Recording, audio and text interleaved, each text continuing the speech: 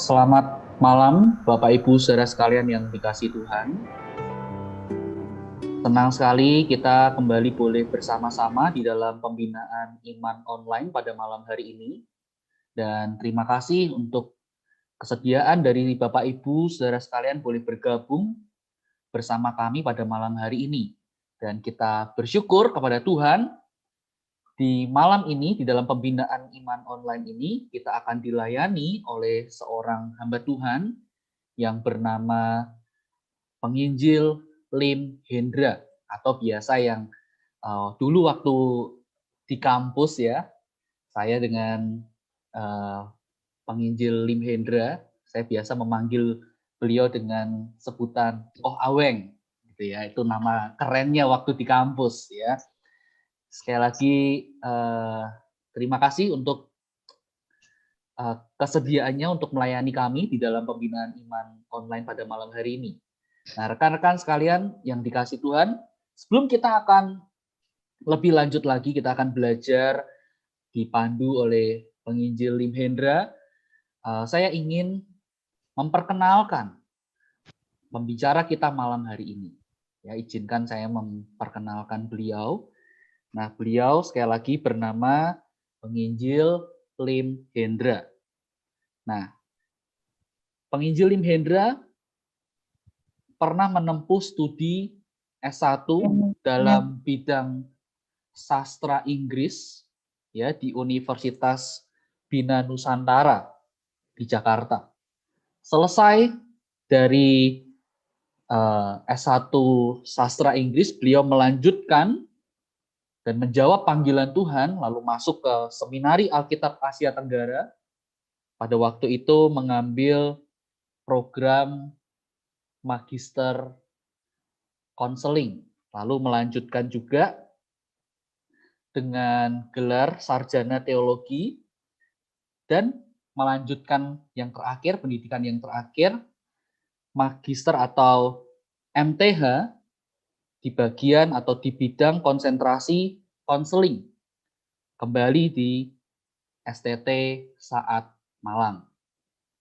Nah, itu riwayat pendidikan beliau, dan saat ini beliau melayani sebagai pembina pelayanan siswa atau pelita di Gereja Gepembri, Gereja Pemberita Injil Kemurnian Jakarta, mulai dari tahun 2015 sampai sekarang ini.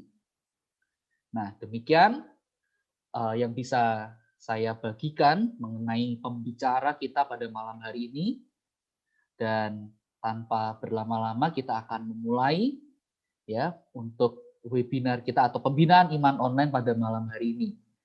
Saya memohon kesediaan dari Penginjil Ria Hulu untuk membuka kita di dalam doa. Mari kita berdoa. Bapa di surga, kami bersyukur untuk anugerah-Mu di dalam hidup kami. Bahkan di tengah-tengah pandemi ini kami boleh melihat kasih setia Tuhan yang sungguh nyata di dalam hidup kami. Dan terlebih pada malam hari ini, kami jemaat-Mu kembali Engkau kumpulkan untuk kami boleh mengikuti kebenaran firman-Mu. Engkau pakai hamba-Mu untuk terus menolong kami, bagaimana kami berjalan setia mengiring Tuhan, bahkan di tengah-tengah kehidupan yang kami alami, kami tetap dimampukan bersinar bagi kemuliaan Tuhan. Kami boleh menjadi murid yang sejati, yang memancarkan kasih Tuhan dimanapun kami berada. Berkatilah kami melalui webinar malam hari ini ya Tuhan, agar kami semakin dibentuk menjadi pribadi yang seperti Tuhan inginkan. Kami serahkan waktu ini ke dalam tangan kuasa-Mu, demi nama Yesus kami berserah dan berdoa. Amin. Terima kasih untuk Ibu Ria telah membuka kita di dalam doa. Nah, rekan-rekan sekalian kasih Tuhan, kita akan membagi pembinaan iman online ini di dalam dua bagian. Yang pertama, Penginjil Lim Hendra akan menyampaikan materi. Lalu setelah itu kita yang mengikuti pembinaan iman online pada malam hari ini diberikan kesempatan untuk bertanya. Jadi ada sesi tanya jawab di akhir ya. Nah, rekan-rekan sekalian bisa menuliskan pertanyaan yang hendak diajukan kepada penginjil Hendra melalui kolom chat yang tersedia di Zoom ini. Atau cara yang berikutnya, jika Bapak Ibu, saudara sekalian, hendak bertanya langsung, berdiskusi secara langsung, nah rekan-rekan bisa nanti membuka video, ya, membuka kameranya, lalu rekan-rekan bisa angkat tangan seperti ini. Nanti rekan-rekan saya juga akan melihat, ya, dan akan menolong saya, ya, menunjuk siapa yang hendak bertanya secara langsung seperti itu. Jadi setelah penyampaian materi, kita ada sesi tanya jawab di akhir seperti itu. Nah, Bapak Ibu bisa menggunakan kesempatan ini untuk memperdalam atau memperjelas bagian-bagian yang mungkin kita terlewat atau kita belum pahami, sehingga biarlah sekali lagi kita boleh ditolong untuk belajar akan kebenaran firman Tuhan, dan kita ditolong bagaimana kita juga harus menghidupi akan firman Tuhan. Nah, seperti itu. Saya mengundang penginjil Hendra. Selamat malam. Selamat malam, Pak Ongki. Waktu dan tempat kami persilahkan, Pak Hendra. Silahkan, Pak. Terima kasih, Pak Ongki. Selamat malam, Bapak Ibu sekalian. Terima kasih untuk kesempatan dan kepercayaan yang diberikan sehingga saya boleh melayani bersama-sama dengan Bapak Ibu semua pada malam hari ini. Dan kita mengucap syukur dalam anugerah Tuhan, teknologi Zoom ini memungkinkan meskipun kita berlainan daerah, berlainan lokasi, tapi kita bisa dipersatukan di dalam momen pada malam hari ini untuk belajar firman Tuhan bersama-sama. Bapak Ibu Saudara, sebelum kita membaca dan merenungkan firman Tuhan, saya mengajak kita berdoa sekali lagi memohon pertolongan Tuhan. Mari kita bersatu dalam doa. Ya Tuhan, kami mengucap syukur untuk malam ini. Terima kasih kami boleh bersama-sama berhimpun di dalam kesempatan ini untuk membaca firman-Mu dan merenungkannya. Tuhan tolong kami, Allah Roh Kudus berikanlah pertolongan buat hamba-Mu di dalam segala kelemahan, kekurangan, keterbatasannya, supaya dengan pertolongan Roh Kudus ia dapat menyampaikan kebenaran firman Allah dengan baik, dan semua umat Tuhan bisa bersama-sama memahami firman-Mu, dan juga dengan pertolongan Roh Kudus bukan hanya memahami, bahkan bisa lakukan dalam hidup untuk memperkuat iman kami dan untuk melakukannya bagi hormat kemuliaan nama Tuhan. Tuhan yang berkati dan Tuhan yang menolong kami semua. Terima kasih ya Tuhan, di dalam nama Yesus Kristus kami berdoa dan mengucap syukur. Amin. Bapak Ibu sekalian, terima kasih kepada Pak Ongki tadi sudah memperkenalkan saya. Saya sebenarnya waktu masuk Seminari Alkitab Asia Tenggara, saya adalah adik kelas dari Pak Ongki, saudara ya. Jadi waktu saya ada di Seminari Alkitab Asia Tenggara tahun 2009, Pak Ongki itu kalau nggak salah 2007 atau 2006 angkatannya, dan ada temennya bernama Hendra KW. Jadi terlalu banyak nama Hendra waktu itu ya. Jadi ada Hendra KW, ada Hendrawan, ada Hendra apa lagi gitu ya. Terus saya juga Hendra, jadi kalau dipanggil Hendra kayaknya banyak menyahut gitu ya. Akhirnya saya ditanya nama panggilannya siapa, kebetulan di rumah kakek saya kasih saya nama panggilan Aweng, makanya dipanggilnya Hendra Aweng. Jadi Pak Ongki dan teman-teman yang lain akhirnya manggilnya Aweng aja deh supaya nggak ketukar sama Hendra-Hendra yang lain ya saudara. Saudara, kita akan membuka kitab kita dari Mazmur 94, saudara. Saya akan share screen.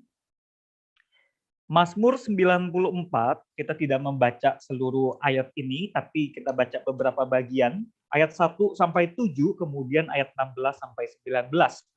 Mazmur 94, Mazmur nomor 94, ayat 1 sampai 7, kemudian ayat 16 sampai 19, saya akan bacakan buat kita sekalian. Bapak Ibu Saudara dapat mengikutinya di Alkitab masing-masing, demikian firman Tuhan.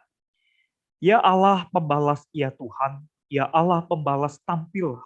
Bangunlah ya hakim bumi, balaslah kepada orang-orang congkak apa yang mereka lakukan. Berapa lama lagi orang-orang fasik ya Tuhan, berapa lama lagi orang-orang fasik beria-ria. Mereka memuntahkan kata-kata yang kurang ajar, dan semua orang yang melakukan kejahatan itu menyombong. Umat-Mu ya Tuhan mereka remuk, dan milik-Mu sendiri mereka tindas. Janda dan orang asing mereka sembelih, dan anak-anak yatim mereka bunuh. Dan mereka berkata, Tuhan tidak melihatnya, dan Allah Yakub tidak mengindahkannya. Ayat 16, siapakah yang bangkit bagiku melawan orang-orang jahat?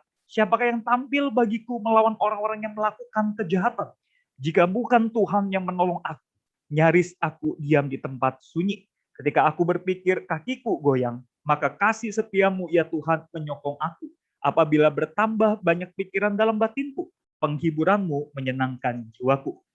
Bapak Ibu Saudara yang kasih Tuhan, ada satu lagu anak-anak sekolah minggu yang mungkin kita semua sudah sering dengar, yaitu lagu yang berbunyi demikian. Apa yang dicari orang uang? Saudara, lagu ini mudah dinyanyikan ya, sehingga mudah diingat juga di dalam benak atau di dalam hati atau pikiran kita, saudara ya. Memang betul pada umumnya kita semua terutama orang-orang dewasa di dalam kita berusaha atau bekerja atau dalam profesi apapun juga kita memang mencari uang karena kita membutuhkan uang untuk menunjang kehidupan kita, saudara ya. Sehingga waktu pandemi ini melanda dunia dan juga melanda setiap kita ya di Indonesia ini dan memukul kondisi perekonomian buat bangsa, juga buat keluarga kita, buat keadaan kita, buat banyak di antara kita yang kena juga dampak ekonominya. Ada dampak juga di dalam mendatangkan kesulitan dalam keuangan mungkin sebagian kita, saudara. Nah, ada yang mungkin kena PHK, ada yang mungkin kalau buka usaha mengalami penurunan omset, bahkan mungkin ada usaha yang harus terpaksa ditutup, bahkan mungkin ada yang dipotong gaji atau tunjangannya. Bahkan ada juga yang mungkin ya harus kehilangan pekerjaan, harus menguras tabungan karena mungkin selain pemasukan berkurang, ada anggota keluarga yang sakit dan sebagainya, ada banyak pengeluaran-pengeluaran yang tidak terduga di dalam masa pandemi ini sehingga mendatangkan banyak kesulitan keuangan buat setiap kita, saudara. Nah, tidak bisa tidak waktu kesulitan keuangan ini kita alami itu bisa membuat kita merasa berat menghadapinya. Mungkin juga kita bisa merasa itu cukup menyesakkan hati kita, membuat kita cukup tertekan, dan juga membuat kita mungkin sangat-sangat stres dengan keadaan ini, ya saudara ya. Dan secara alamiah atau secara naluriah, kondisi kesulitan keuangan memang tuh bisa membuat kita merasa terpuruk seperti itu, merasa tertekan atau dalam tanda kutip tertindas seperti itu, saudara. Terutama kalau misalnya dalam kondisi sebelum pandemi, mungkin sadar atau tidak sadar, alamiah dan naluriah kita tuh mengasosiasikan atau mengkondisikan kebahagiaan atau kepuasan hidup kita tingkatnya itu disandingkan dengan seberapa banyak penghasilan atau seberapa baik kondisi keuangan kita. Nah, saudara, kalau memang kita tanpa sadar kita ini ya menggantungkan tingkat kebahagiaan atau tingkat kepuasan hidup kita pada kondisi keuangan kita, pada saat kondisi keuangan ini sulit, kita tuh makin berat tuh yang menghadapinya. Nah, saudara, karena itu kita bisa pahami ya pada umumnya. Saya yakin tidak semua kita, mungkin pada umumnya ada keluarga-keluarga kita yang mungkin waktu kita kecil kita ditanamkan kita tuh mesti sekolah sebaik-baiknya supaya nanti kita besar kita bisa menjalankan usaha atau bisa berwira swasta atau bisa dapat pekerjaan yang baik supaya bisa mendapatkan uang yang mungkin bukan hanya cukup tapi bisa banyak supaya nih bisa membuat hidup kita bahagia ya. Sehingga kita nih seperti lagu tadi tuh, apa yang dicari orang uang ya. Jadi supaya kalau kita punya banyak uang seolah-olah kita nih bisa bahagia. Padahal kita sama-sama tahu saudara ya, punya uang yang banyak belum tentu menentukan atau belum tentu menjamin kebahagiaan kita. Saya yakin saudara mungkin pernah ketemu ada orang yang uangnya banyak tapi hidupnya nggak bahagia. Mungkin dia tidak bahagia karena mungkin dia broken home. Mungkin relasi dengan pasangan tidak akur. Barangkali ada yang bercerai, barangkali yang ada ditinggalkan oleh pasangannya atau dikhianati pasangannya. Kadang-kadang dia juga mungkin tidak akur dengan anak-anaknya sehingga relasi antara orang tua dan anak juga buruk. Dengan orang tua, dengan mertua mungkin juga buruk. Bahkan bukan hanya masalah relasi keluarga yang buruk, tapi kadang-kadang juga ada masalah kesehatan ya. Kalau ada kesehatan atau sakit yang berat itu juga bisa membuat meskipun uang banyak tetapi juga tidak bisa rasa bahagia, tidak bisa merasa hidupnya itu puas gitu ya. Karena ternyata uang itu tuh tidak menjamin itu semua ya saudara. Apalagi sekarang kondisi pandemi seperti ini ya. Banyak orang yang cemas, banyak orang yang khawatir, banyak orang yang takut, banyak orang yang menanti-nantikan kapan ini pandemi berakhir, banyak orang yang merasa sangat tertekan dengan kondisi pandemi seperti ini. Maka saudara, kita akhirnya bisa sampai pada satu kesimpulan bahwa uang ternyata bukanlah pencarian terakhir manusia.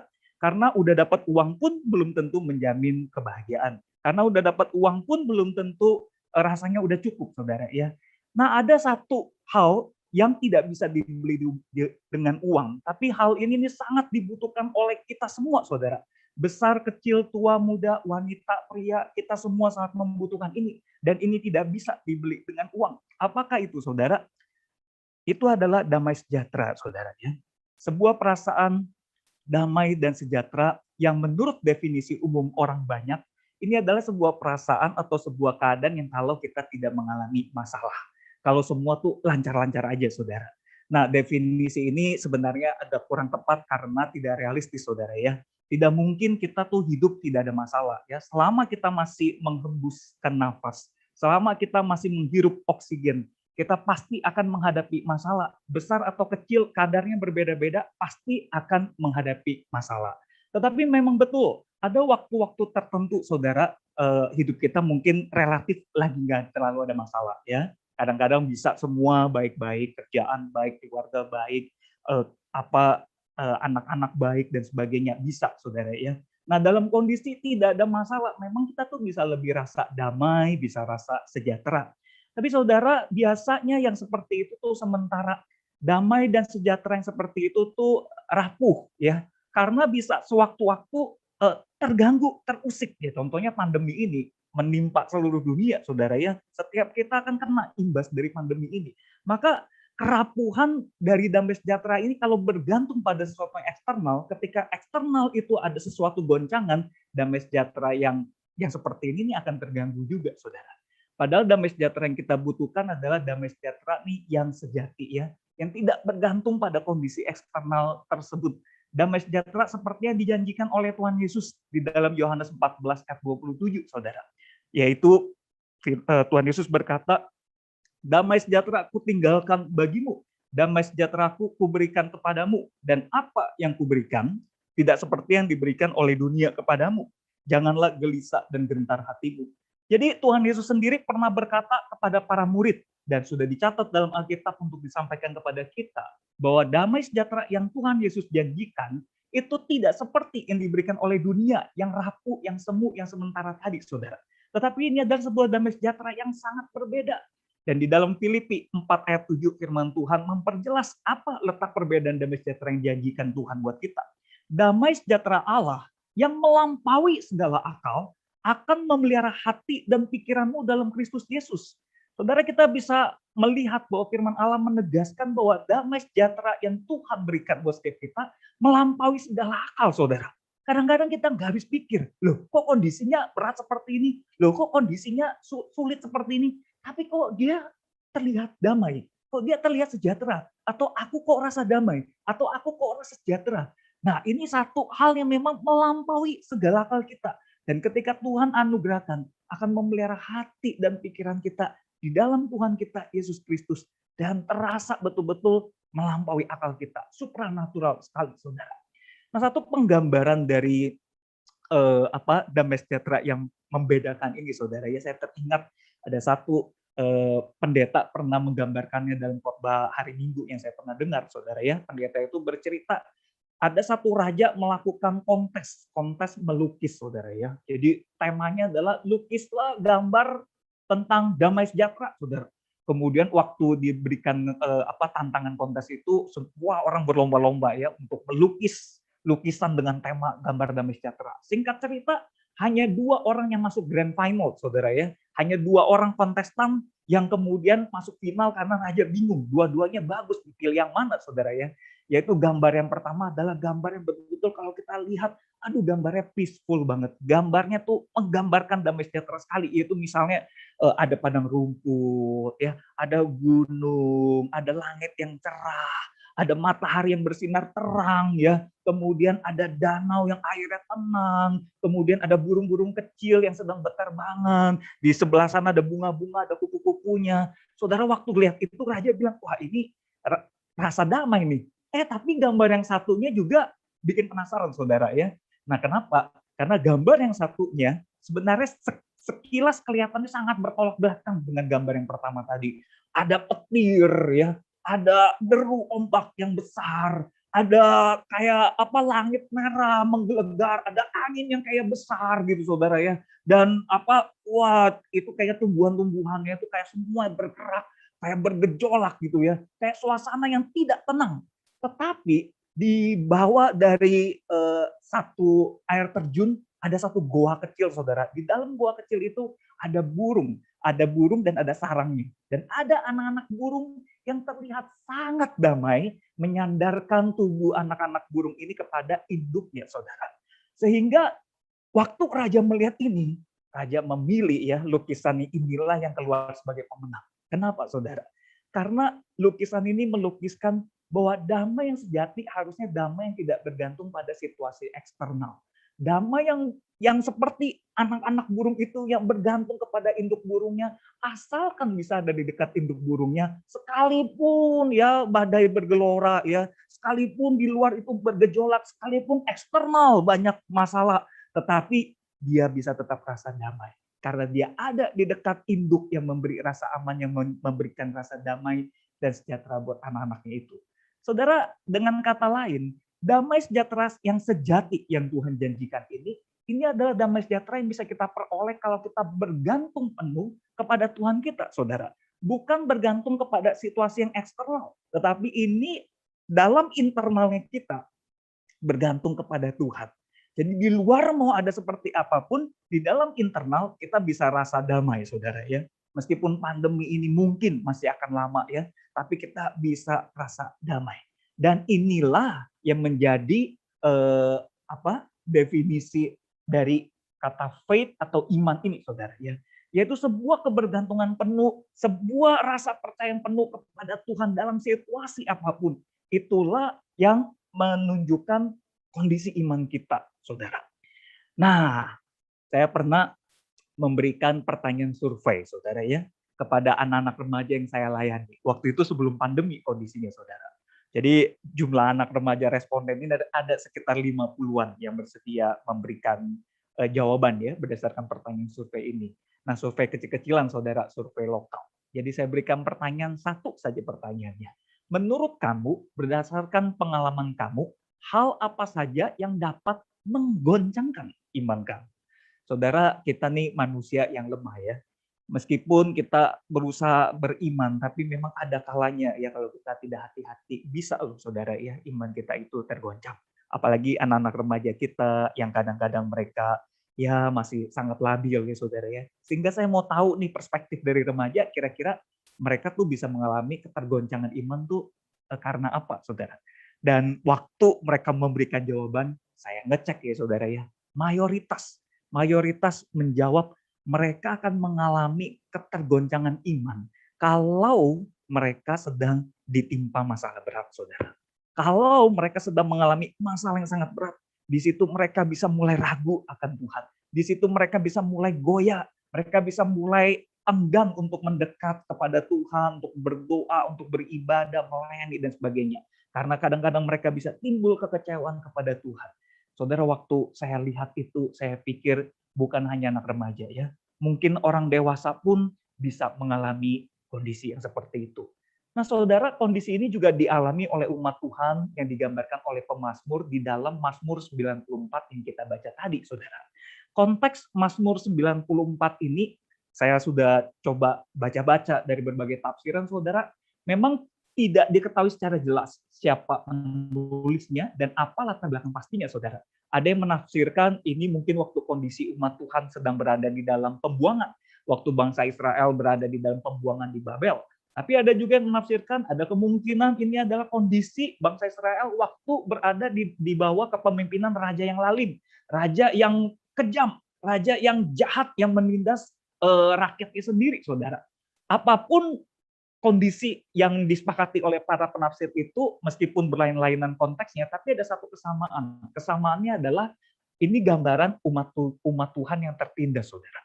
Tadi waktu kita baca ayat 1 sampai ayat 7, ini adalah seruan dari pemazmur yang mewakili umat Tuhan berkata kepada, ya Allah pembalas, ya Tuhan, Ya Allah pembalas tampil, mereka berseru memohon kepada Tuhan karena mereka berada di dalam sebuah situasi yang tertindas, di dalam situasi yang tertekan oleh keadaan eksternal, saudara ya, yaitu ada orang-orang yang jahat, yang kejam, yang menindas mereka, saudara. Nah, kekejaman mereka itu digambarkan ya, misalnya di ayat 3, berapa lama lagi orang-orang fasik ya Tuhan, berapa lama lagi orang-orang fasik beria-ria, mereka memuntahkan kata-kata yang kurang ajar. Saudara, orang bisa menindas kita dengan kata-katanya ya, orang bisa menyakiti kita dengan kata-katanya, terutama kalau orang itu adalah orang yang dekat dengan kita. Mungkin dia istri kita, mungkin dia suami kita, mungkin dia orang tua kita, atau mungkin dia mertua kita, atau saudara kita, kakak atau adik, atau teman sahabat. Ketika kata-kata yang menyakiti itu kena ke kita, wah itu bisa melukai kita. Itu bisa membuat kita merasa sangat tertindas ya, sangat tertekan juga. Karena kata-katanya sangat melukai sekali. Dan orang juga bisa menindas kita atau melukai kita atau menyakiti kita. Misalnya seperti di ayat 5 dikatakan, umatmu ya Tuhan mereka remukan dan milikmu sendiri mereka tindas. Yaitu waktu ditekan ya, kadang-kadang kita yang sebagai karyawan, mungkin ada di antara kita yang pernah mengalami ketemu majikan yang kejam ya, yang mau menindas. Belum lama ini ada anak remaja saya yang cerita ya, dia baru kerja karena udah susah cari kerja, terus kemudian baru, ya saya juga paham ya karena ini situasi tidak mudah, akhirnya majikannya, atasannya memberikan dia pilihan ya, 3 opsi pengurangan gaji. Dia suruh pilih opsi A, B, atau C ya. Yang opsinya tiga-tiganya sebenarnya saya lihat tidak menguntungkan saudara ya.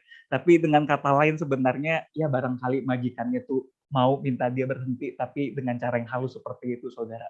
Tapi bersyukur ya anak remaja ini kemudian udah dapat tempat kerja baru ya sehingga dia bisa tertolong. Nah, saudara kita juga bisa mengalami tuh ketidakadilan ya dari orang-orang ya, dari mungkin kelakuan atasan kita atau mungkin ada figur otoritas dalam hidup kita yang bersikap tidak adil kepada kita. Dan juga yang berikutnya kita bisa mengalami kekejaman. Di sana dikatakan janda dan orang asing mereka sembelih, anak-anak yatim mereka bunuh.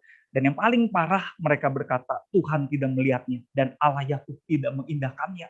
Di sini digambarkan orang yang kejam ini bisa nggak peduli dengan Tuhan ya.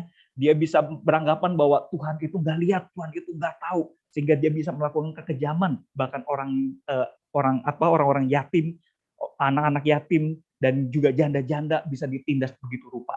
Saudara, kekejaman-kekejaman seperti itu barangkali bisa kita jumpai, barangkali juga pernah kita alami, saudara.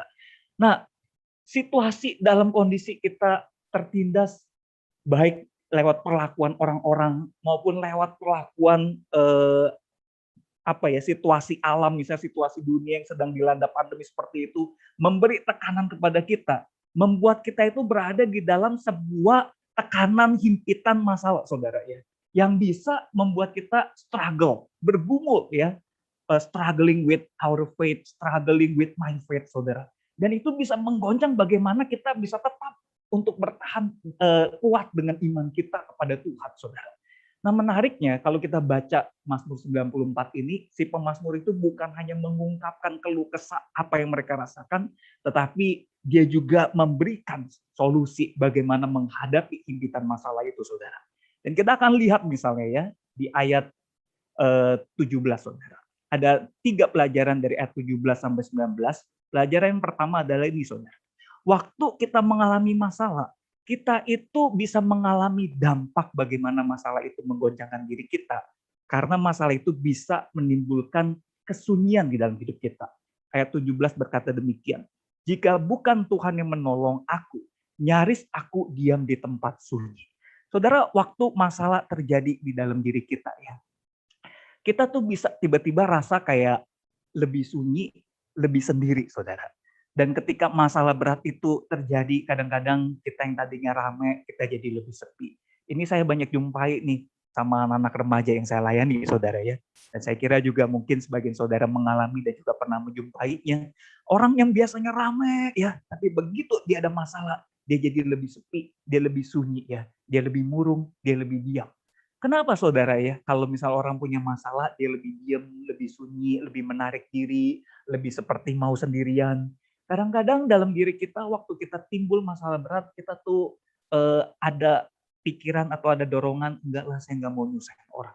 Saya hadapin aja sendiri. cukup saya sendiri aja. Jadi kita tuh menarik diri ya. Kita menarik diri dari keramaian, terus kemudian kita menyendiri. Kadang-kadang kita meratapi, berusaha cari solusi sendiri. Tanpa sadar kita akhirnya jadi sunyi, kita jadi sepi, kita jadi sendirian, saudara.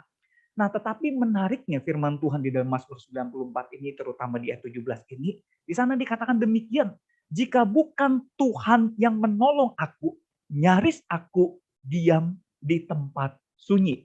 Bukan hanya menggambarkan dampak dari masalah itu terhadap diri kita yang bisa rasa sunyi, tetapi pemazmur juga memberikan solusinya, saudara. Yaitu apa? Solusi di dalam hal ini adalah kita perlu cari pertolongan Tuhan. Jika bukan Tuhan yang menolong aku, nyaris aku diam di tempat suci.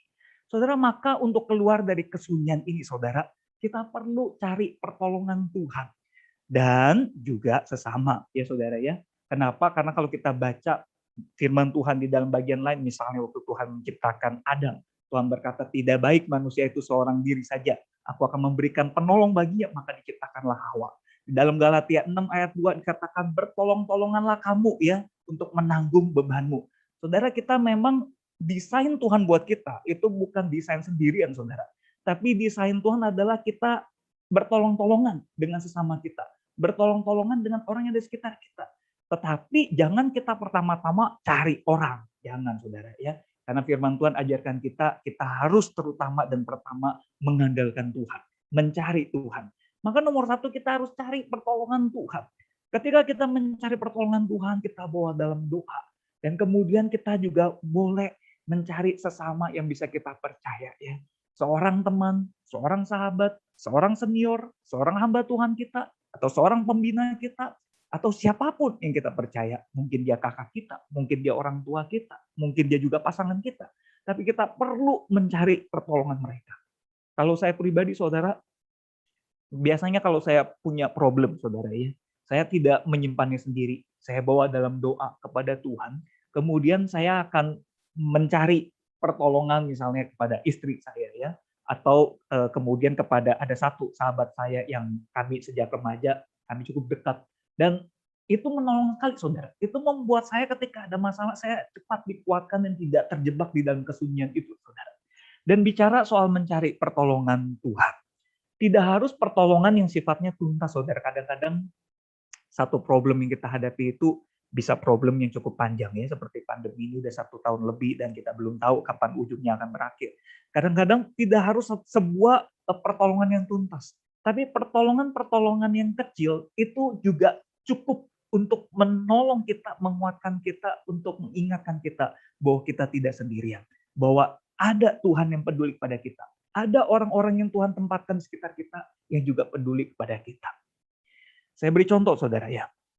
Ada satu almarhum senior saya, saudara ya. Waktu itu beliau adalah mentor saya dan sekarang sudah berpulang ke rumah Bapa di surga. Waktu itu beliau semasa hidup beliau tuh terkena kanker, saudara ya. Kanker yang cukup parah. Dan dalam kondisi dia terkena kanker itu, kanker usus, saudara, sampai dia harus dipotong ususnya, sampai dia harus mengalami operasi berkali-kali, kemo berkali-kali. Tapi yang saya kagum dari mentor dan senior saya ini, saudara, wajahnya selalu terlihat ceria, saudara. Wajahnya tidak, kalau dia tidak cerita dia sedang sakit, kita hampir nggak tahu kalau dia sedang kesakitan. Kecuali waktu menjelang akhir hidupnya itu memang kondisinya sudah semakin memburuk dan dia sulit bangun ya. Tapi itu pun kalau kita kunjungi di rumah sakit dia masih tetap tersenyum dan sebagainya. Dan ada satu kejadian yang menyentuh hati saya ya, saudara. Waktu beliau masih kuat berjalan di Jakarta, beliau itu harus pergi ke rumah sakit untuk antri BPJS demi melakukan perawatan atau pengobatan untuk sakit kankernya itu, saudara. Dan waktu beliau antri BPJS itu, kemudian waktu beliau pulang, beliau cerita ya kepada kami, beliau sharingkan dengan wajah yang ceria, beliau berkata, saya bersyukur sekali Tuhan menolong saya tadi pagi waktu saya antri BPJS. Aduh, saya pikir nomor antriannya sudah panjang sekali, tapi ternyata ada orang-orang yang berbaik hati mengizinkan saya untuk didulukan ke depan. Kemudian waktu ketemu susternya, waktu ketemu pelayan yang ada di rumah sakitnya, staf admin dan sebagainya, wah saya dilayani dengan baik dan saya ditolong sehingga saya bisa mendapatkan perawatan atau pengobatan itu dengan tepat waktu. Saya bersyukur sekali kepada Tuhan. Saudara lihat ya, meskipun penyakitnya nggak sembuh, bahkan akhirnya beliau meninggal dunia ya. Tetapi pertolongan-pertolongan kecil waktu beliau antri untuk BPJS itu saja, itu menjadi satu hal yang sangat berarti sekali bagi dia. Nah saudara, dalam hidup kita, waktu kita lihat ya, bagaimana Tuhan menolong kita dalam hal-hal yang sederhana, itu penting sekali saudara, untuk mengingatkan kita bahwa kita nggak sendiri, bahwa Tuhan peduli dan Tuhan tidak tinggalkan kita. Dan itu akan menguatkan iman kita. Yang kedua, saudara, pelajaran dari Mazmur 94 3 ayat ini 17-19, yaitu di ayat 18, dampak dari masalah yang bisa kita lihat adalah ketidakstabilan. Saya bacakan ayat 18. Ketika aku berpikir, kakiku goyang, saudara. Pemazmur menggambarkan, saudara, ketika dia ditimpa masalah berat seperti itu, kakinya bisa goyang. Nah, kaki yang goyang ini menggambarkan ketidakstabilan dalam diri kita, saudara. Kenapa kaki kita bisa goyang? Karena daya tahan kita menghadapi masalah, cepat atau lambat memang akhirnya bisa melemah, saudara. Terutama kalau masalah itu berkepanjangan, terutama masalah itu memang sangat berat buat kita hadapi, saudara. Itu memang bisa akhirnya menguras energi kita, membuat kita merasa semakin lemah, membuat kita merasa lelah, membuat kita merasa capek menanti kapan jalan keluar ini diberikan. Bisa akhirnya kaki kita tuh goyang tuh, saudara. Ya. Pada titik-titik tertentu orang-orang yang menghadapi kondisi seperti ini selain hilang kekuatan juga bisa hilang pengharapan. Ya saudara, kalau nggak hati-hati kadang-kadang bisa timbul pikiran-pikiran nekat untuk mengakhiri hidup, saudara. Kadang-kadang bisa timbul juga pikiran nekat untuk mencari solusi lain di luar Tuhan ya, mencari paranormal, mencari jalan pintas, dengan bertemu dengan dengan mengandalkan ilmu gaib dan sebagainya. Saudara, ini bahaya sekali, saudara. Ini sangat bahaya sekali. Maka kita perlu lihat bagaimana juga firman Tuhan memberikan solusinya kepada kita. Di dalam ayat yang sama, di sana dikatakan kita harus ingat kasih setia Tuhan. Ketika aku berpikir, kakiku goyang, maka kasih setiamu ya Tuhan menyokong aku. Saudara, bagaimana cara kita mengingat kasih setia Tuhan? Caranya adalah kita mulai harus membiasakan diri, membuat setidak-tidaknya sebuah catatan atau jurnal tentang kasih setia Tuhan di dalam hidup kita, saudara. Kita perlu mencatat apa yang Tuhan sudah pernah lakukan, apa kasih setia yang sudah Tuhan pernah berikan buat kita. Seperti pemazmur ini, saudara. Lalu kita perhatikan bagaimana pemazmur mengungkapkan ya, dalam banyak mazmur ratapan ketika dia terpuruk, ketika dia mencurahkan perasaannya, di satu titik kemudian apa yang menguatkan dia adalah ketika dia mengingat kembali bagaimana kasih setia Tuhan diberikan kepadanya di dalam masa lalunya, saudara. Nah, selain mencatat ya kasih setia Tuhan di dalam jurnal kita, atau mungkin di handphone kita, atau mungkin di laptop kita, atau mungkin di komputer kita, atau mungkin di buku catatan kita, kita juga bisa menyimpan benda-benda yang bisa mengingatkan kita pada kasih setia Tuhan itu. Salah satu benda yang pernah saya simpan adalah foto X-ray anak saya, saudara ya. Ini adalah salah satu contoh foto X-ray. Tapi saya memberikan inspirasi, barangkali saudara juga pernah mengalami, dan ini bisa saudara simpan juga untuk menjadi pengingat ya, menjadi monumen dalam hidup kita untuk mengingat kasih setia Tuhan. Beberapa tahun yang lalu waktu saya masih studi di Malang, saudara, karena saya sudah berkeluarga, saya tinggalnya di rumah kontrakan di luar kampus, saudara, di luar komplek kampus. Jadi kami waktu itu mengontrak di satu rumah di satu tempat yang tidak jauh dari kampus. Nah, di rumah kami depannya itu ada pagar, saudara. Kalau dari dalam rumah karena ada tangga naik dulu baru masuk ke rumah, pagar itu dengan rumput yang ada depan rumah tuh jaraknya kira-kira tingginya 1 meter. Tapi kalau dari luar rumah, pagernya itu jarak ke jalannya itu bisa 2 meter, saudara. Karena agak tinggi gitu. Nah, waktu itu anak saya yang pertama, waktu itu kami baru punya 1 anak, ketika udah pelayanan Jakarta baru Tuhan berikan anak yang kedua. Anak saya yang pertama seorang putri, saudara ya, waktu itu usia baru kurang lebih 3 tahun. Dia manjat pagar itu, saudara. Dan saat itu saya sedang retreat dengan kampus, pergi keluar kota, pergi ke tempat yang jauh dari rumah. Kemudian istri saya berdua dengan anak, tapi istri saya waktu itu posisinya lagi mengutin mainan anak saya gitu ya. Terus anak saya begitu dengar ada suara mobil lewat, dipikir itu adalah mobil orang yang dia kenal, dia buru-buru lari ke pagar itu, dan dia begitu manjat ke pagar, dia panjat. Saudara. Begitu dia panjat dari pagar, dia jatuh dari pagar itu ya, sampai menghantam kepalanya, dan kepalanya itu pecah, saudara ya. Dan keluar darah deras sekali. Saya masih di tempat retreat, ditelepon, buru-buru saya pulang, dan dia begitu sampai di rumah sakit, itu langsung di ronsen, langsung di scan, saudara ya, langsung diperiksa, dan hasil scan-nya itu, wah, mendebarkan hati luar biasa. Kenapa, saudara? Karena di dalam ini tempurung kepalanya di saudara ya, di dalam tulang tengkoraknya itu ada keretakan, saudara. Dan keretakannya itu berbentuk seperti ada satu yang naik, satu yang turun, saudara. Dan dokter itu berkata keretakan yang turun ini kalau sampai nanti bertumbuh menusuk selaput otaknya, itu bisa menimbulkan dirinya itu kejang luar biasa, bisa menimbulkan kelumpuhan atau kematian. Nah, buat Bapak Ibu yang sudah punya anak, kalau dengar berita begitu, bisa kebayang ya bagaimana perasaan saya dan istri waktu itu mendengar dokter ngomong gitu. Wah, kami takut luar biasa, saudara. Dan dokter berkata dia harus dirawat setidak-tidaknya 4 hari untuk memastikan masa kritisnya itu bisa lewat atau enggak. Dan kalau dia demam tinggi harus buru-buru diberikan penanganan. Wah, selama 4 hari itu dia terus seringkali demam tinggi, bikin saya dan istri deg-degan luar biasa. Dan 4 hari itu saya banyak sekali berlutut di toilet kamar mandi rumah sakit, saudara ya, menangis memohon Tuhan menolong, jangan sampai anak saya kenapa-napa. Dan singkat cerita, Tuhan tolong, saudara. 4 hari berlalu, masa kritisnya lewat, dan dokter bilang dia sudah aman. Hari ini dia sudah tumbuh menjadi anak pra remaja, dan dia baik-baik. Dan foto X-ray itu masih saya simpan, saudara. Beberapa hari yang lalu saya cerita sama dia karena saya takut dia lupa. Saya bilang ini adalah bukti penting ya bagaimana Tuhan tuh pernah menolong hidup kamu dan menolong papa mama ya dari ketegangan takut kehilangan kamu begitu. Saudara, waktu kita mengingat kasih setia Tuhan di masa lalu, itu akan menguatkan kaki kita yang goyang, saudara. Seperti apa yang digambarkan oleh firman Tuhan ini. Ketika aku berpikir kakiku goyang, maka kasih setiamu ya Tuhan menyokong aku.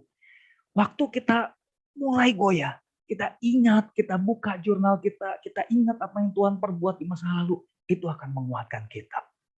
Dan yang ketiga dan yang terakhir dari pelajaran pada malam hari ini adalah ini, saudara ya. Di ayat 19 kita bisa melihat dampak dari masalah adalah kekalutan, saudara. Ayat 19 firman Allah berkata, apabila bertambah banyak pikiran dalam batinku. Nggak bisa enggak waktu masalah itu timbul di dalam hidup kita, apalagi masalah itu sangat berat. Kita itu bisa mengalami kekalutan. Kita bisa mengalami beban pikiran yang sangat besar karena kita berusaha berpikir keras ya akan solusi dari masalah kita hadapi. Saya pernah ketemu ada satu saudara yang dia kena masalah yang sangat berat sampai dia nggak bisa tidur bermalam-malam, sampai dia terus mikirin masalahnya, sampai dia terus mikirin dan dia nggak tidur sampai kurang lebih ada 1 minggu dia tidak tidur, dan 1 minggu dia tidak tidur sudah pasti berdampak juga buat kesehatan dia, bukan hanya kesehatan fisik tapi juga kesehatan psikologis dia, sehingga dia seperti mulai kehilangan kewarasan. Kalau kita ngomong dengan dia kok kayak susah connect, saudara. Waduh, kekalutan itu memang betul-betul bisa menyiksa sekali, saudara ya. Menjadi satu beban pikiran yang luar biasa, bisa membuat pikiran kita itu rasa kalut, bukan main. Nah, firman Allah di dalam ayat yang sama memberikan juga solusi kepada kita. Firman Allah ingatkan kita harus taruh penghiburan Tuhan di hati kita untuk mengatasi kekalutan itu.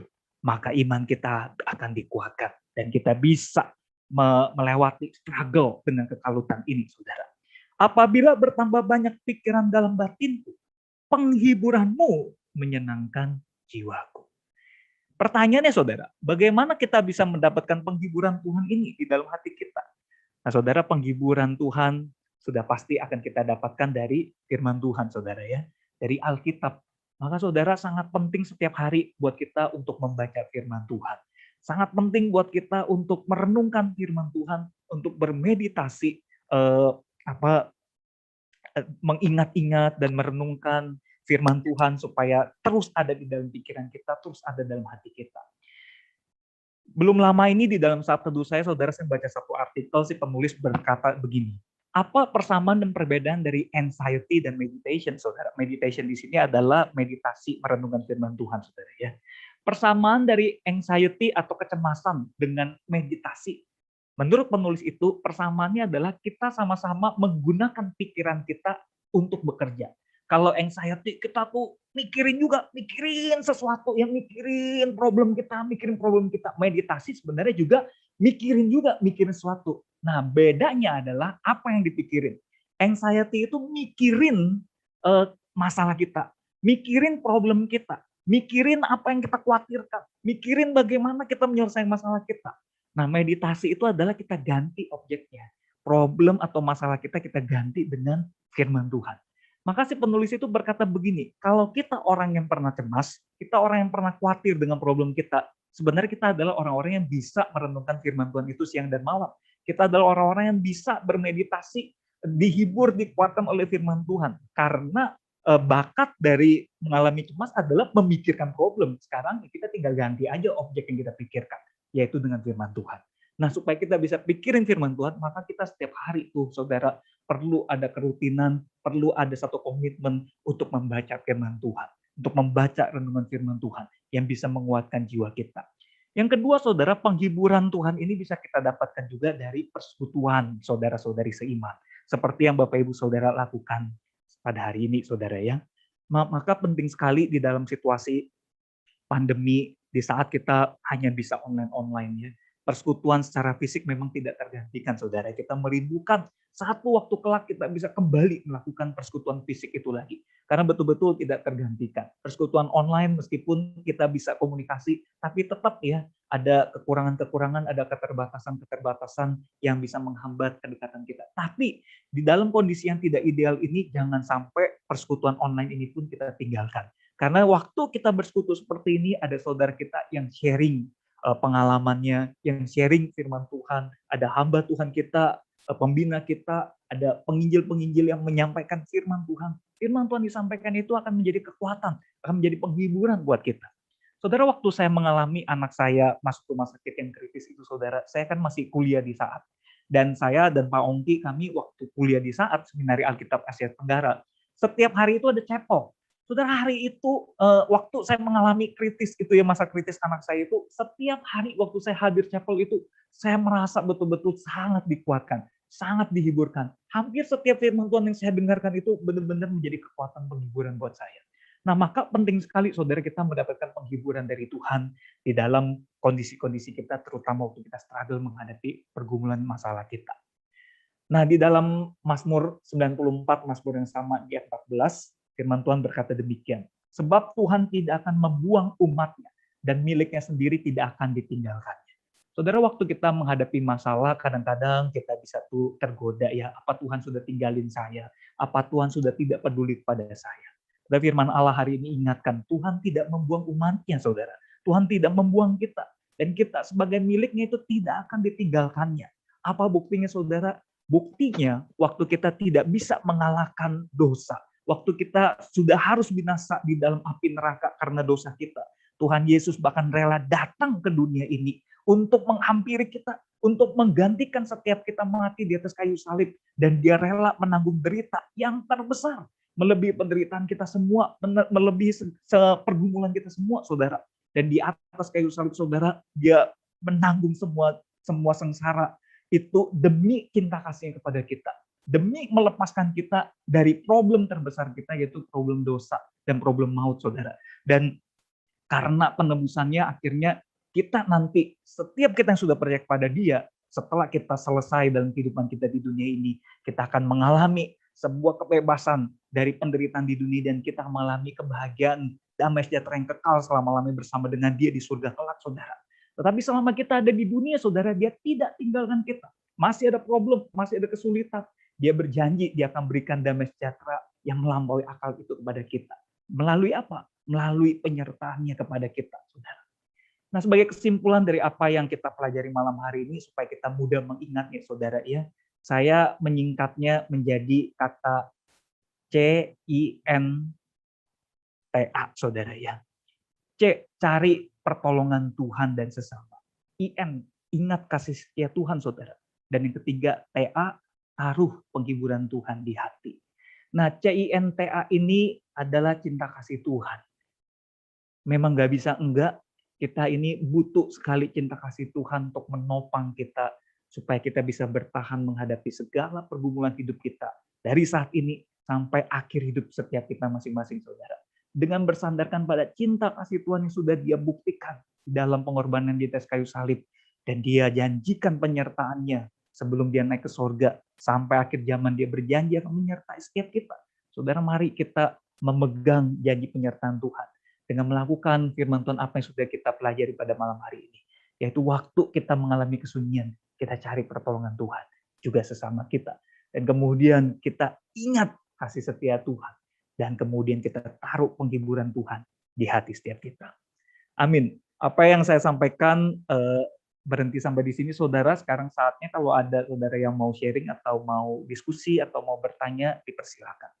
Ya, terima kasih sekali lagi untuk Pak Hendra atas penyampaian materinya yang sangat memberkati sekali. Saya pun merasa kembali diteguhkan, diingatkan bagaimana Tuhan itu mengasihi umatnya dan Tuhan tidak meninggalkan umatnya sedetik pun. Nah, saudara sekalian kasih Tuhan, sekali lagi kita akan memasuki sesi tanya jawab. Rekan-rekan boleh bertanya secara langsung maupun secara tertulis. Di saya sudah ada 2 pertanyaan yang masuk dan ini masuk lagi 1 pertanyaan. Ya. Oh, berarti ada 3. Ya, ada 3 pertanyaan. Term pertama ada 3 pertanyaan. Mau langsung saya sebutkan atau satu-satu, Pak Weng? Satu-satu mungkin, Pak Ugi. Oke, siap. Nah, yang pertama nih, yang masuk pertama kali, yaitu adalah apakah keraguan atau ya dalam konteks meragukan iman adalah dosa? Saudara, ini pertanyaan sangat baik. Terima kasih untuk pertanyaan yang sudah diberikan, saudara ya. Begini, saudara, saya tidak akan pernah berani berkata sesuatu itu dosa kalau tidak ditegaskan di dalam firman Tuhan sebagai sesuatu yang bersalah atau sebagai sesuatu yang dosa, saudara ya. Tetapi saya memahami dalam proses kita tuh bergumul dengan menghadapi masalah, kadang-kadang keraguan itu bisa timbul. Itu satu hal yang kan saya juga melayani konseling, saudara ya. Ketika saya mengkonseling orang, itu ya secara jujur waktu dia rasakan itu, dia perlu ungkapkan, saudara. Tetapi yang saya selalu dorong ketika misalnya ada jemaat atau ada konseli atau ada klien yang sedang menceritakan, aduh saya mulai ada di tahap keraguan, nih kadang-kadang anak remaja juga suka ngomong seperti itu. Saya tuh mengingatkan mereka, itu tuh masih koma, saudara. Jadi kalau kita baca misalnya ya ungkapan-ungkapan dari pemazmur ketika mereka menghadapi masalah, kadang-kadang kita bisa lihat secara implisit ya, secara tidak literal atau tidak langsung eksplisit kelihatan. Kadang-kadang kita lihat apa mereka sedang meragukan ya. Misalnya kalau di Mazmur 22, Allahku, Allahku, mengapa engkau meninggalkan aku gitu ya. Kan seolah-olah rasanya kok ditinggalkan oleh Tuhan. Tetapi kita akan lihat itu selalu bukan titik gitu. Allahku, mengapa engkau meninggalkan aku terus titik, enggak. Tapi itu adalah sebuah kejujuran bagaimana apa yang kita rasakan, tapi kita selalu ingatkan diri kita, ini hanya koma, ini koma. Saya tahu ini berat, saya tahu ini seperti seolah-olah kok saya ditinggalkan, tetapi kemudian saya akan mengingat janji Tuhan, saya akan mengingat kasih setia Tuhan, saya akan berjuang untuk tidak berhenti atau berakhir di sini. Saya akan berjuang untuk pelan-pelan bangkit. Dan kalau kita perhatikan alur Mazmur itu indahnya adalah saudara, kalau misalnya dia seperti kurva saudara ya, dia di titik ini kemudian dia turun, nanti dia akan bergeraknya tuh naik, dan naiknya itu di ujungnya itu adalah lebih tinggi daripada titik sebelumnya. Nah saudara, ini adalah kurva bentuk bagaimana ekspresi kejujuran kita di hadapan Tuhan. Waktu kita bergumul, waktu kita menghadapi sebuah problem, kita boleh datang apa adanya saudara ya. Termasuk misalnya kalau kita rasa, aduh saya nih kok kayaknya ragu sama Tuhan. Nah tapi ingat, step-stepnya itu tuh nggak boleh sampai step itu titik gitu. Tapi kita waktu di dalam proses kita mencari konseling, waktu kita misalnya membawanya di dalam doa, atau waktu kita misalnya men-sharingkannya kepada teman kita atau senior kita, silakan saudara, kita boleh katakan kalau memang keraguan itu yang mulai kita rasakan. Nah, biarlah teman-teman kita ini bisa menolong kita untuk mengatasi keraguan itu. Nah, sampai di sini saya mau berkata kepada saudara, bagaimana kalau misalnya keraguan itu mulai muncul dan kita nih nggak ketemu nih orang-orang yang kita akan ungkapkan, saudara. Maka ingatlah bahwa godaan keraguan itu jangan sampai dibiarkan berkembang di dalam diri kita. Kita harus cepat-cepat memohon pertolongan Tuhan. Tuhan, saya butuh anugerah Tuhan menguatkan iman saya. Saya butuh anugerah Tuhan untuk menolong saya, untuk bisa mengalahkan keraguan itu supaya saya boleh semakin diteguhkan, untuk bisa tetap sungguh-sungguh percaya kepada Tuhan. Ya, begitu ya saudara. Oke, thank you, Woh. Ya, sama-sama Pak Ongki. Lalu yang kedua, pertanyaan yang kedua itu adalah, kira-kira apakah tujuan atau apakah ada tujuan Tuhan di balik keraguan kita? Kalau kita baca firman Tuhan, Tuhan itu sebenarnya tidak menghendaki kita tuh meragukan Dia, ya. Jadi Tuhan tuh selalu menghendaki iman kita itu teguh, percaya kita itu tidak boleh goyang. Misalnya kalau kita ingat peristiwa waktu Petrus ya, yang Tuhan Yesus berjalan di atas air, ketika Tuhan Yesus memanggil Petrus, ayo ulurkan tanganmu. Kemudian kan Petrus, wah dengan cepat dia langsung mau menghampiri Tuhan Yesus, tapi tiba-tiba kan timbul keraguan dan dia mulai tenggelam kan. Nah, waktu dia mulai tenggelam kan Tuhan Yesus tegur dia gitu saudara ya. Dan waktu Tuhan Yesus tegur dia, Tuhan rangkul tangan dia, Tuhan angkat dia, Tuhan nggak membiarkan dia tenggelam ya. Tuhan tolong dia untuk keluar, kemudian Tuhan tegur, Tuhan beri nasihat, Tuhan ingatkan, kamu lo nggak boleh ragu begitu ya. Nah saudara, kalau kita lihat gambaran itu dan kita kita pantulkan ya, atau kita refleksikan ke dalam hidup kita, ya artinya kan kita nih manusia yang lemah dalam kondisi hidup kita menghadapi pergumulan, mungkin kita juga bisa seperti Petrus seperti itu kan. Kadang-kadang bisa ragu juga seolah kita tuh mau tenggelam gitu. Tapi ya itu, tangan kita tuh jangan sampai lepas memohon supaya Tuhan angkat kita ya, supaya Tuhan tetap pegang tangan kita. Nah, karena kita mau belajar untuk dalam kondisi kita yang lemah sekalipun kita mau tetap belajar bersandar pada Tuhan dan kita mau Tuhan terus pegang tangan kita. Nah, biarlah kita boleh diangkat. Nah, waktu kita diangkat itu kita akan ditegur dan kita akan diingatkan. Saya bagikan satu pengalaman begini, saudaranya. Ada satu teman saya nih, belum lama ini dia buka usaha, saudara. Dia buka usaha kuliner nih ya. Dia pecinta kuliner dan dia buka usaha kuliner. Kemudian dia merekrutlah beberapa karyawan ya. Nah, waktu dia buka usaha itu dan dia rekrut beberapa karyawan, tiba-tiba ada kejadian. Salah satu karyawan itu mengalami kesurupan, saudara, mengalami kerasukan. Nah, karena saya nggak ada di lokasi, dia juga kebetulan nggak ada di lokasi, dia hanya mendengar bahwa wah ada histeria gitu ya, ada tanda-tanda kerasukan, tapi ditolong sama teman-temannya, singkat cerita ya bisa diatasi.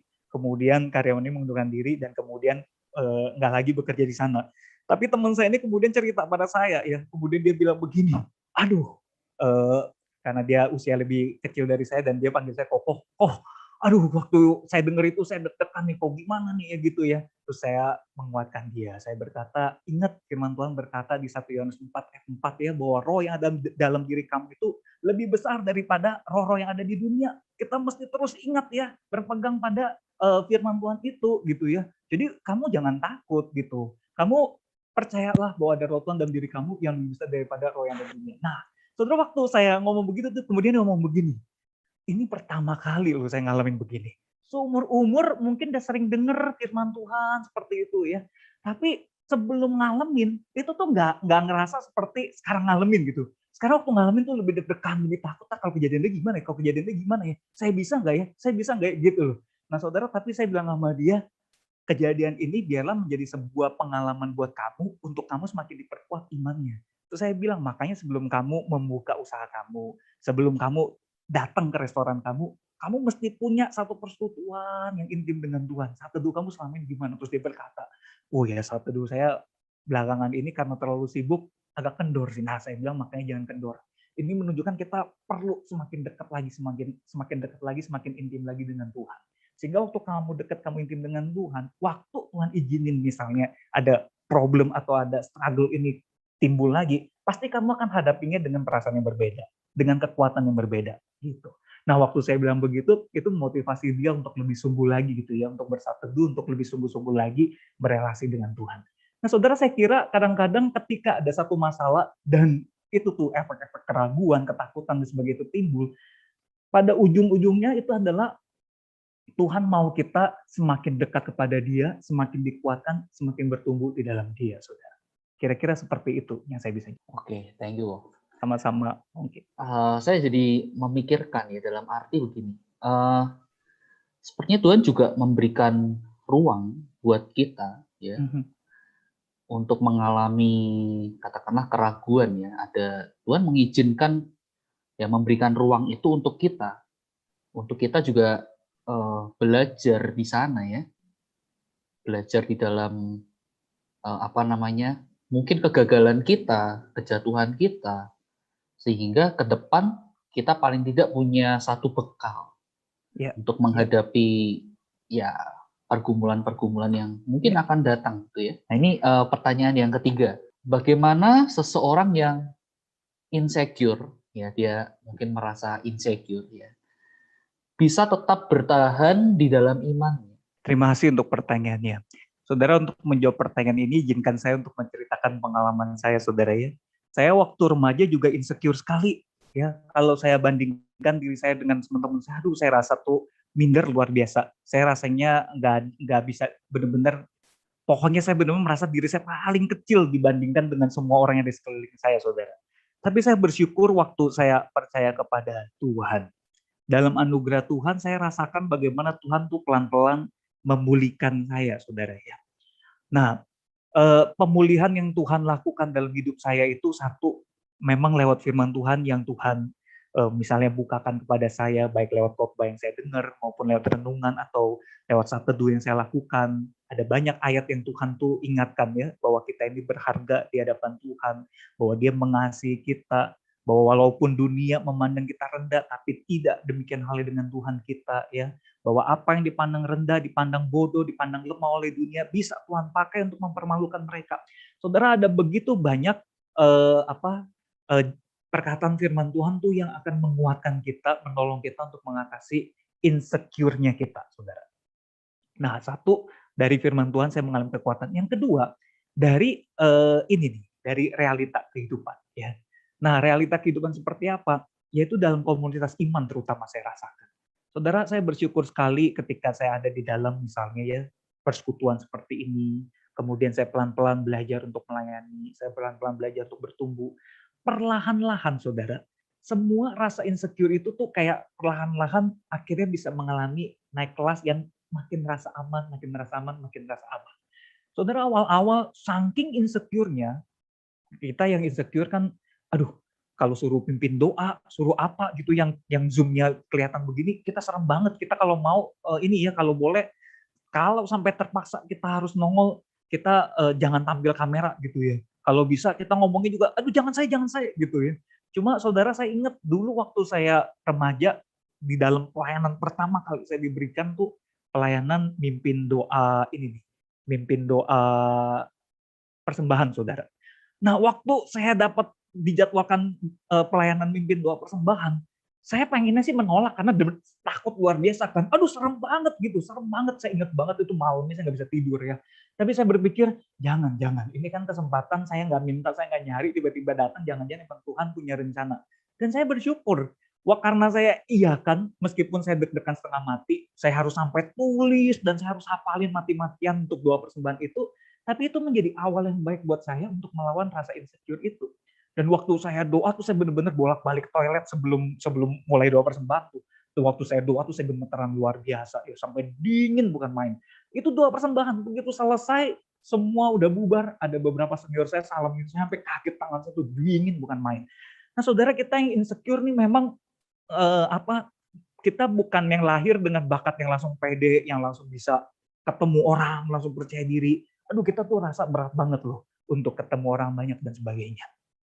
Tapi ya, karena Tuhan sayang kita, Tuhan gak mau tuh kita terjebak di dalam insecure itu lama-lama. Maka kita satu, ya dekatkan diri dengan Tuhan. Kemudian juga dekatkan diri dengan persekutuan saudara seiman. Dan waktu ada kesempatan-kesempatan yang diberikan, misalnya untuk melayani, untuk terlibat dalam kelompok kecil, untuk diminta sharing dan sebagainya, kita pakai kesempatan itu. Gak harus panjang-panjang, kadang-kadang sharing kita cuma bisa singkat, lakukan. Nah, saudara, waktu kita mulai berproses itu sedikit demi sedikit, nanti perlahan-lahan insecure kita akan ini nih, akan mulai akhirnya teratasi, akan mulai akhirnya bisa ditaklukkan, saudara. Nah, saya melakukan hal ini juga kepada anak-anak remaja yang saya layani, saudara. Jadi ada banyak anak remaja tuh yang di sekolah nggak dipandang karena dia bukan bukan bukan siswa yang berprestasi di olahraga, bukan siswa yang cemerlang di dalam pendidikannya, yang biasa-biasa sekali. Kadang-kadang kan teman-teman remaja yang begitu tuh ya. Tapi di dalam komunitas persekutuan saya mengajak teman-teman remaja yang lain jangan begitu. Kita nggak memandang orang berdasarkan rupa atau prestasinya, tetapi kita lihat semuanya berharga di hadapan Tuhan. Sehingga di dalam persekutuan saya minta setiap mereka kalau bisa dapat kesempatan yang sama untuk pelayanan, untuk pimpin doa dan sebagainya. Dan saya dorong mereka jangan tolak kesempatan itu. Dan pelan-pelan mereka berkata, wah, ada beberapa anak yang insecure ini berkata, saya bersyukur, saya berterima kasih. Justru dalam komunitas ini, saya tadinya takut banget kalau suruh doa, suruh apa. Pelan-pelan kok mulai lebih berani terbuka, sharing, dan sebagainya. Nah, saudara, saya mendorong kita bisa berproses seperti itu, saudara. Ya. Oke, itu termin yang pertama, 3 pertanyaan yang sudah dijawab oleh Pak Hendra. Adakah rekan-rekan lain hendak mengajukan pertanyaan, baik secara tertulis atau mau bertanya secara langsung? Mari, silahkan. Nah, jika tidak ada, ini ada satu pertanyaan yang masuk ya, Pak Hendra. Silakan, Pak Ongki. Bagaimana, ya ini bertanya bagaimana kita menolong rekan kita yang tengah mengalami keraguan. Jadi ini kita menolong orang lain ya, ketika teman kita atau pasangan kita, saudara kita ini tengah mengalami keraguan imannya. Bagaimana, Pak Indra? Iya. Nah, saudara, waktu kita mendampingi orang yang kecewa, orang yang ragu, saudara ya, kadang-kadang kalau kita nggak hati-hati, kita tuh bisa memberikan respons yang langsung ngejudge gitu, langsung menghakimi, weh nggak boleh ragu lu, nggak boleh ini lu. Nah, orang kalau begitu curhat, dia berusaha curhat jujur, wah lagi ragu nih, gue lagi kecewa nih. Terus dijudge, dihakimi, kira-kira berikutnya dia mau curhat sama kita nggak? Nah, saudara, kalau kita memberikan respon yang nggak tepat, biasanya orang itu orang itu akan mundur, saudara. Biasanya orang itu akan merasa, wah, nanti saya cerita, saya dihakimi lagi, saya disalahkan lagi, udah mundur dah. Nah, saudara, waktu kita nih mendampingi orang yang berusaha untuk jujur seperti itu, kita dengarkan, dan kita hargai keterbukaannya, kita hargai kesediaan dia untuk menyampaikan dirinya apa adanya, dan kita berusaha mengerti apa yang membuat dia ragu, berusaha mengerti apa yang membuat dia misalnya kecewa dan sebagainya. Nah, saudara, waktu orang ragu ya, itu bisa ada macam-macam sih, bisa ada macam-macam alasan, saudara ya. Tetapi alasan yang sering kali saya jumpai adalah bukan alasan kognitif, maksudnya dia bukannya karena dia nggak mengerti ya, bukannya karena dia secara pemikiran timbul keraguan terus akhirnya dia kemudian meragukan Tuhan. Biasanya itu berkaitan dengan psikologis, terutama kalau dia menghadapi masalah yang besar. Ya. Jadi dia sebenarnya rasanya dulu tuh yang kena.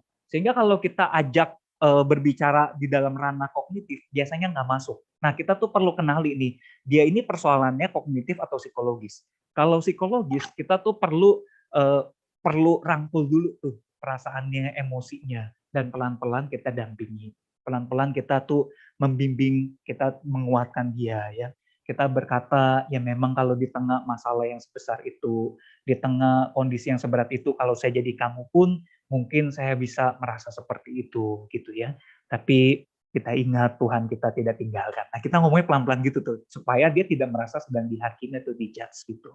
Terus kita berkata, saya akan terus mendoakan kamu, dan kamu please jangan sampai jangan sungkan untuk terus misalnya kontak saya gitu ya, saya akan siap mendukung dan mensupport kamu, apa yang saya bisa bantu buat kamu, kira-kira seperti itu. Nah, saudara, kalau saudara ketemu orang yang secara kognitif bermasalah, jadi dia nggak ada masalah apa-apa nih, dia cuma kayak ragu aja gitu ya, ini biasanya di ranah akademik. Nah, kalau di dalam kondisi kognitif ya kita ajak bicaranya secara kognitif juga.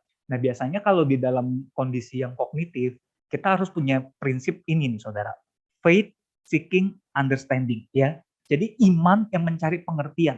Jadi ada banyak hal yang memang kita belum ngerti nih, ada banyak pertanyaan dalam hidup yang kita belum mengerti. Tetapi faith itu harus di depan, iman itu tuh harus di depan ya.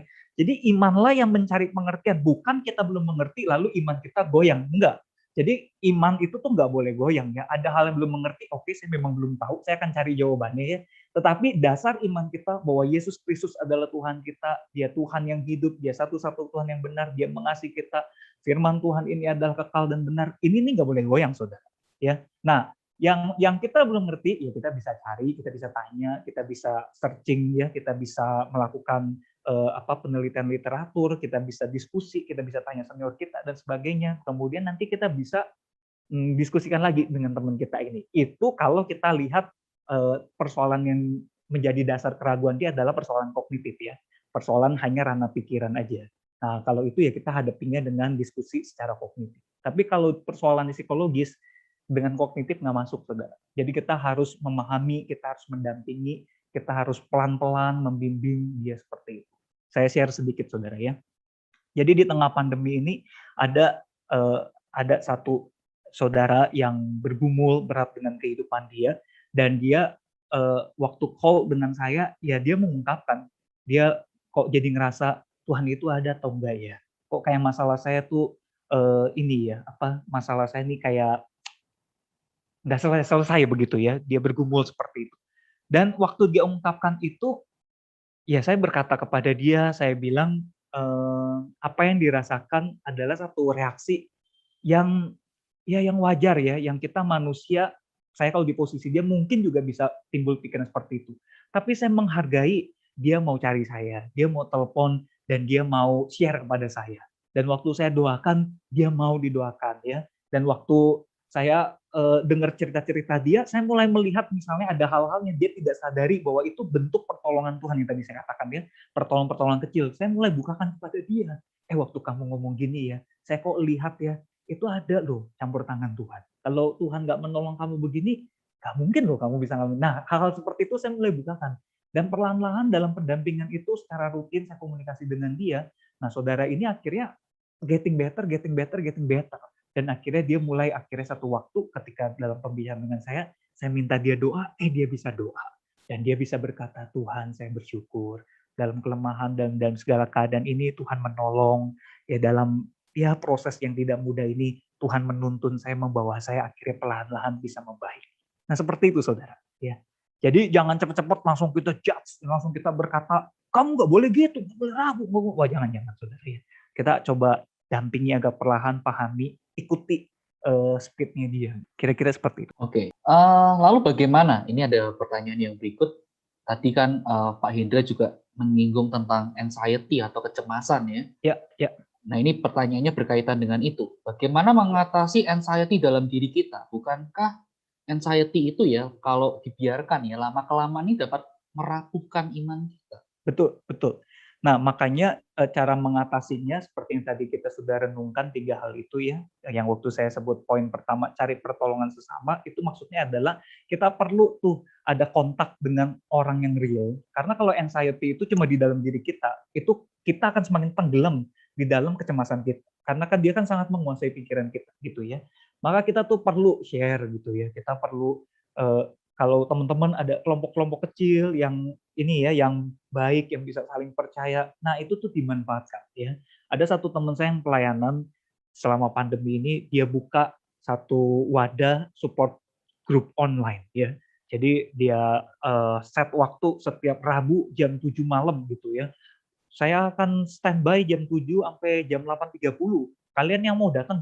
Nah ini anggota-anggota kelompok kecil itu diajak. Pokoknya kalian jangan rasa wajib, ini support group buat support kalian. Kalau kalian perlu disupport, datang loh. Nah kira waktu dia datang, teman sayanya Mbak Tuhan. Jadi dia bersedia untuk, oke, kalian perlu disupport apa, silakan kalian ada apa yang kamu cemasin. Mereka tuh kemudian share, saudara.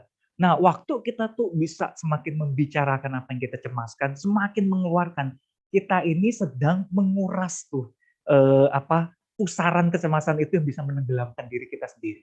Nah, waktu kita kuras itu semua keluar, lama-lama kita nih bukan hanya mengalami kelegaan karena kita habis kuras, kan ada orang yang kasih feedback. Kadang-kadang feedbacknya itu tuh nggak pernah ada di dalam memori atau benak kita. Kadang-kadang nggak terpikir ya. Nah, feedback mereka yang baik dan yang positif itu akan menolong kita untuk menetralisir rasa cemas itu. Nah, sometimes waktu kita share, kemudian ada rekan kita yang mungkin juga membukakan satu ayat firman Tuhan. Tadi nih sebelum saya ketemu sama saudara ya, saya dapat kiriman WA, ada yang pembuat video pendek kreatif beberapa detik, ayat yang ini yang munculnya cepat, saudara.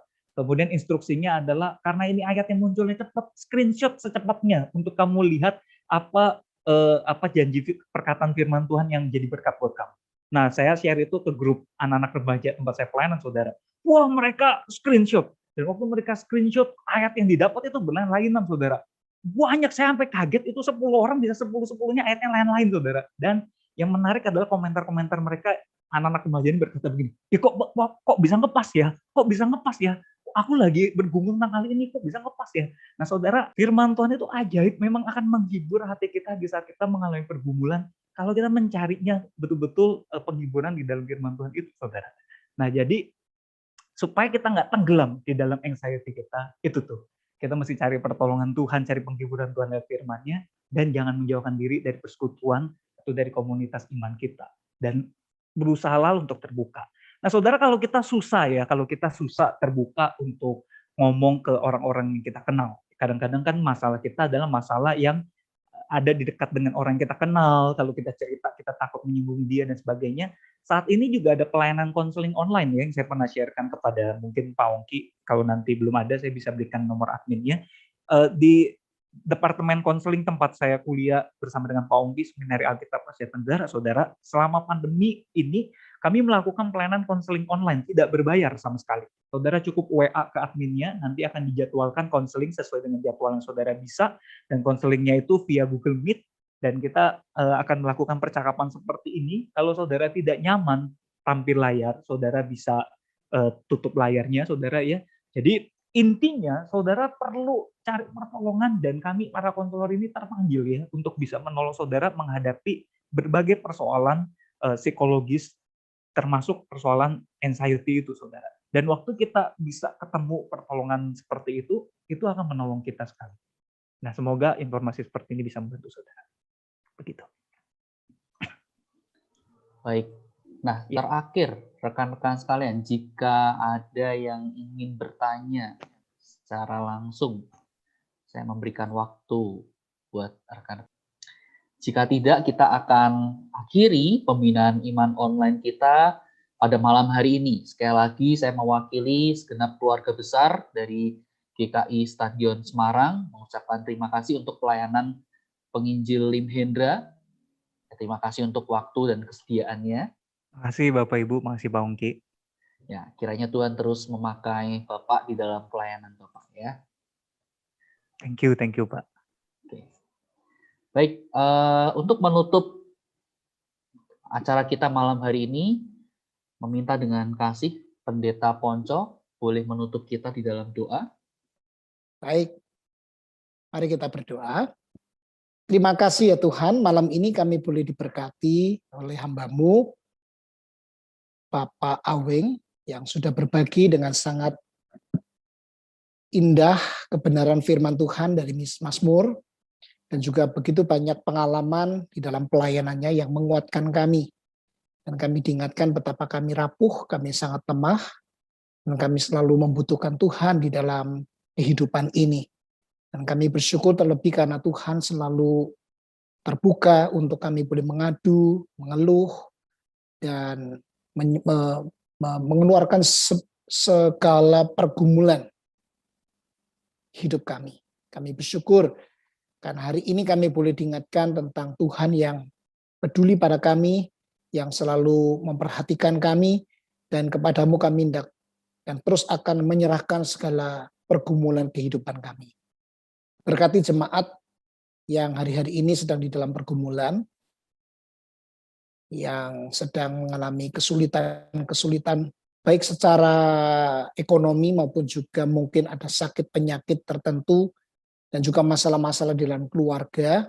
Kiranya mereka terus boleh terhubung dengan Tuhan, bergumul bersama dengan Tuhan atas segala pergumulan hidupnya, dan punya teman, punya sahabat yang boleh kiranya itu boleh tersalurkan dan mendapatkan satu dukungan dari sesama. Kami juga bersyukur karena di gereja kami ada cross, ada kelompok kecil. Ketika kami boleh menjadi bagian dari kelompok kecil ini, kami punya teman, kami punya sahabat. Selain Tuhan sendiri tentu saja kami mendapatkan juga dukungan dari member, sehingga kami tidak sendirian di dalam menjalani kehidupan ini. Terima kasih. Kami berdoa mengucap syukur untuk fasilitas ini dan juga bidang pembinaan yang selalu memikirkan yang terbaik untuk kebutuhan kami jemaatmu akan pembinaan. Terima kasih, berkati juga hamba-Mu, Bapak Aweng di dalam pelayanannya di gerejanya maupun di Sekolah Alkitab Asia Tenggara dengan Halo Konselor. Kiranya semua boleh dilayaninya dengan begitu baik dan menjadi berkat bagi jemaat yang dilayaninya. Terima kasih, kami mengucap syukur untuk malam ini, untuk berkat indah yang sudah kami dengar dan kami hayati bersama-sama. Terima kasih. Dalam nama Tuhan Yesus Kristus kami berdoa dan mengucap syukur. Amin. Terima kasih Pak Hendra Aweng. Makasih Pak Ponco. Ya, Tuhan berkati Makasih, Pak. ya. Makasih Ya. Pak, Tuhan berkati Pak. Ya. Tuhan berkati Pak. Ya, terima kasih Pak Ponco telah menutup doa, dan terima kasih untuk rekan-rekan sekalian yang sudah join malam hari ini. Sekali lagi bulan depan kita akan mengadakan pembinaan iman online. Mari kembali bergabung dan silahkan mengajak saudara, teman untuk mengikutinya bersama-sama. Selamat malam, Tuhan memberkati, dan selamat beribadah untuk besok.